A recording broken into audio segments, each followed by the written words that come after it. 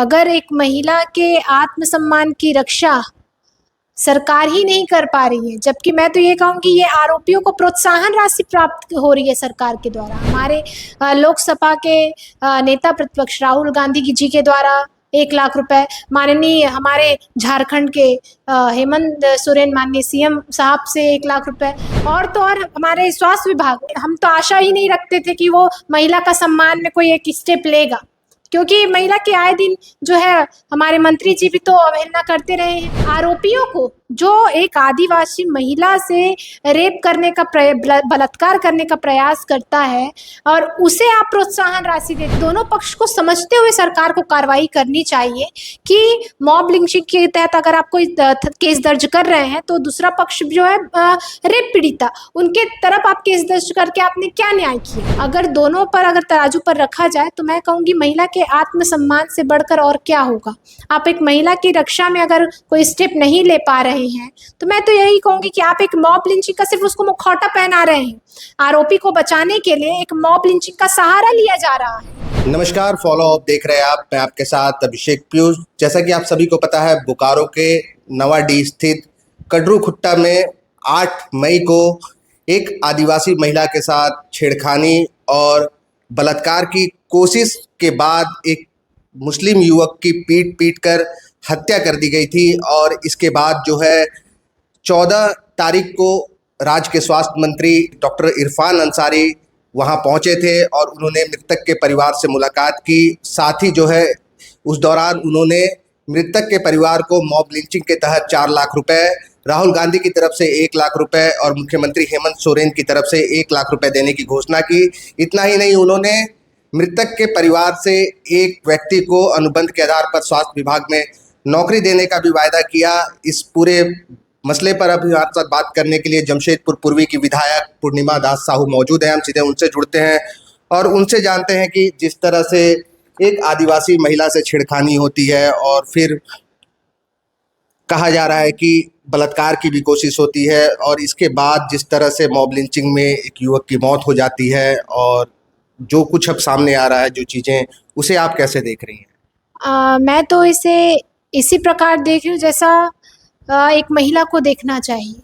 अगर एक महिला के आत्मसम्मान की रक्षा सरकार ही नहीं कर पा रही है, जबकि मैं तो ये कहूँगी ये आरोपियों को प्रोत्साहन राशि प्राप्त हो रही है सरकार के द्वारा। हमारे लोकसभा के नेता प्रतिपक्ष राहुल गांधी जी के द्वारा 1 लाख रुपए, माननीय हमारे झारखंड के हेमंत सोरेन माननीय सीएम साहब से 1 लाख रुपए, और तो और हमारे स्वास्थ्य विभाग, उनसे तो हमें उम्मीद तो ये हम तो आशा ही नहीं रखते थे कि वो महिला का सम्मान में कोई एक स्टेप लेगा, क्योंकि महिला के आए दिन जो है हमारे मंत्री जी भी तो अवहेलना करते रहे हैं। महिला का सम्मान के लिए तो उनके मुख से कुछ निकला नहीं है।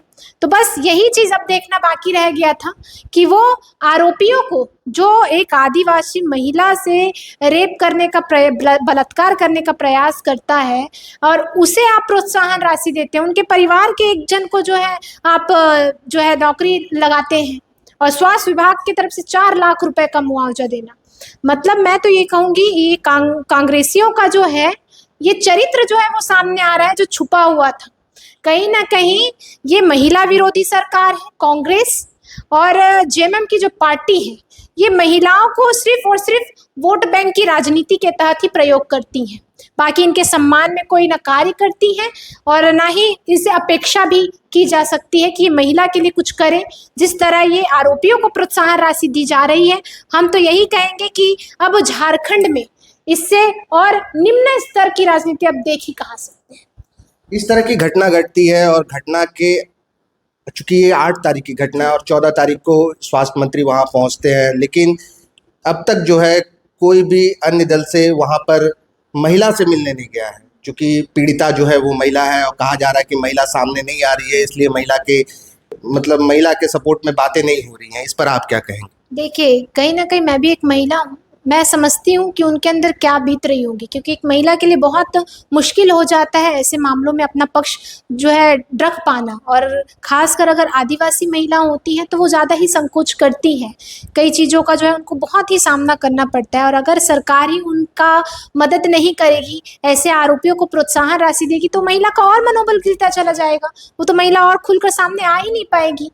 ज़रूरत है कि सरकार इस पर कड़ा निर्णय ले, कड़ा रुख ले, क्योंकि हम तो अपेक्षा कर रहे थे कि सरकार ऐसे जो निर्णय भी ली है तो 2-3 बार जो जितने जल्दी से शीघ्रता से साथ निर्णय लिया गया, क्या ऐसा कहीं भी और भी रेप की घटनाएं होती है सरकार ऐसा तत्काल जो है समाधान निकालती है, समस्या का हल करती है? नहीं करती है। पर वो ऐसे मामले पे जहाँ पे आरोपी को संरक्षण देने की बात आती है, ये सरकार तुरंत अपना स्टेप जो है ले लेती है। तो बस यही है कि महिला पीड़िता महिला है, उनके चाहते हैं उनके जो परिजन हैं वो आए और अपने बातों को रखें, और चाहेंगे कि हमारे साइड से भी जो है नेतागण जो जाए और उनसे मिले। खासकर अगर महिला हो तो मैं भी चाहूँगी, अगर संभव होता है तो मैं भी वहाँ पहुँचती हूँ और महिला से जो है वार्ता साझा करने का काम करती हूँ। पर ज़रूरी है कि अगर सरकार से अपेक्षा नहीं करेगा कोई तो किससे अपेक्षा करेगा? सरकार ही उनका मनोबल गिरा रहा है। तो बस मैं यही कहूँगी, ये उनकी ओछी राजनीति है, और हमारे जितने भी आदिवासी समाज के भाई बंधु हैं वो तो देख ही रहे हैं, बताने की आवश्यकता नहीं है।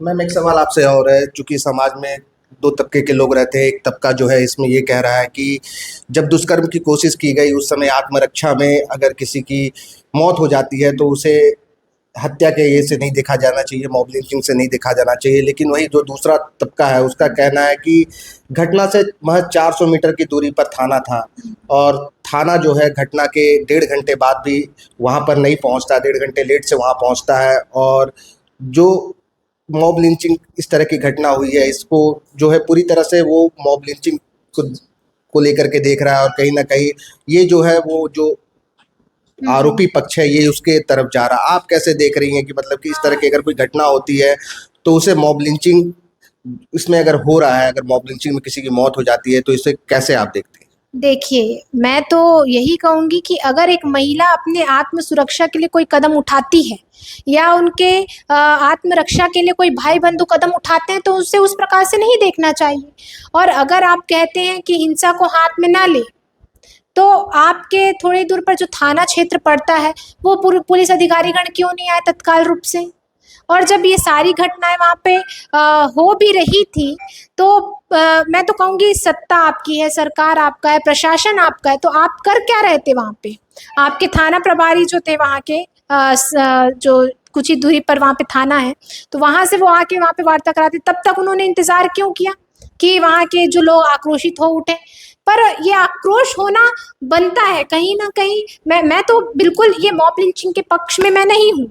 क्यों नहीं हूँ? क्योंकि कहीं ना कहीं इसे कानून अपने हाथ में नहीं लेना चाहिए, ये मेरा भी पक्ष है।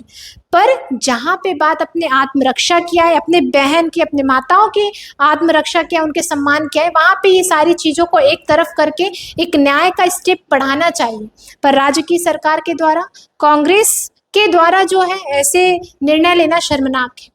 मौजूदा सरकार में जो लोग हैं उसमें से कुछ लोगों का ये भी कहना है कि सरकार जो मुआवजे की राशि की जो घोषणा की गई है स्वास्थ्य मंत्री के द्वारा, ये मॉब लिंचिंग के तहत जो कानून बनाया गया है सरकार में उसके तहत है। तो इसे आप कैसे देखती हैं कि क्या किस तरह की घटना होती है और मॉब लिंचिंग के तहत जो कानून है उसके तहत जो दुष्कर्म के आरोपी है, छेड़खानी के आरोपी है या चोरी के आरोपी है उनको जो मुआवजे का प्रावधान किया गया है, इसे प्रावधान को आप कैसे देखती हैं? देखिए, ये सरासर मैं तो मानती हूँ कि जैसे मॉब लिंचिंग होता है उसमें ये देखा जाना चाहिए वो मॉब लिंचिंग होने का कारण क्या था।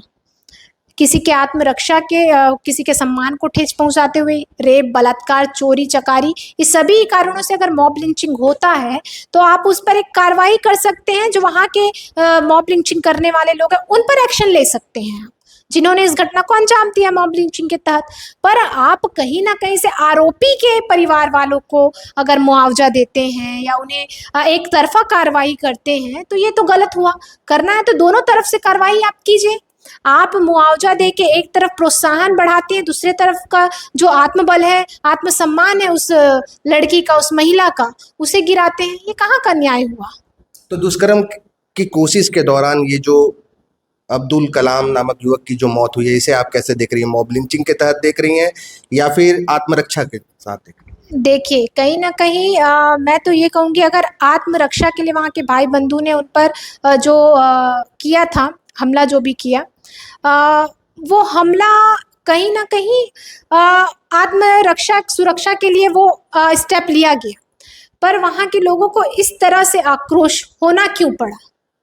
जबकि ये दोनों पक्ष को समझते हुए सरकार को कार्रवाई करनी चाहिए कि मॉब लिंचिंग के तहत अगर आप कोई केस दर्ज कर रहे हैं, तो दूसरा पक्ष जो है रेप पीड़िता, उनके तरफ आप केस दर्ज करके आपने क्या न्याय किया?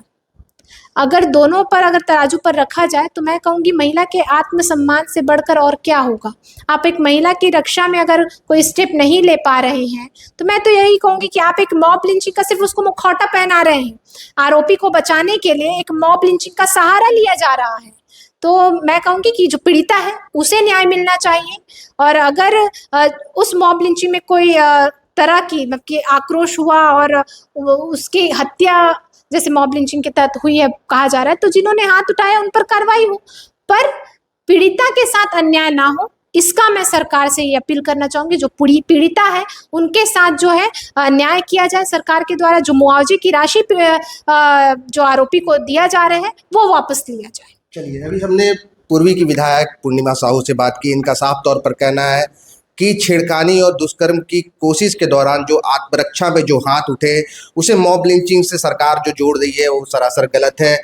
ये कहीं ना कहीं सरकार जो है आरोपी को बचाने के लिए एक मुखौटा पहना रही है, जिसका वो विरोध कर रही है और कह रही है कि सरकार को मॉब लिंचिंग के तहत जो राशि दी जा रही है आरोपी को, वो नहीं देना चाहिए, मृतक को। और इस पर वे जो है पीड़िता के साथ खड़ी हैं। अब देखना है कि इसमें आगे सरकार क्या कुछ निर्णय लेती है। द फॉलोअप के साथ मैं अभिषेक पीयूष, नमस्कार। गोल, जहां 27 वर्षों के सफर में 17,000 से भी अधिक छात्रों ने डॉक्टर एवं इंजीनियर बनकर भरे सफलता की ऊंची उड़ान, जहां साधारण छात्र भी झारखंड टॉपर्स बनकर बना रहे इतिहास। दूरदर्शी शिक्षाविद श्री विपिन सिंह के मार्गदर्शन में मेडिकल एवं इंजीनियरिंग के लाखों छात्रों के लिए आशा की किरण के रूप में गोल, नेशंस लीडिंग इंस्टीट्यूट।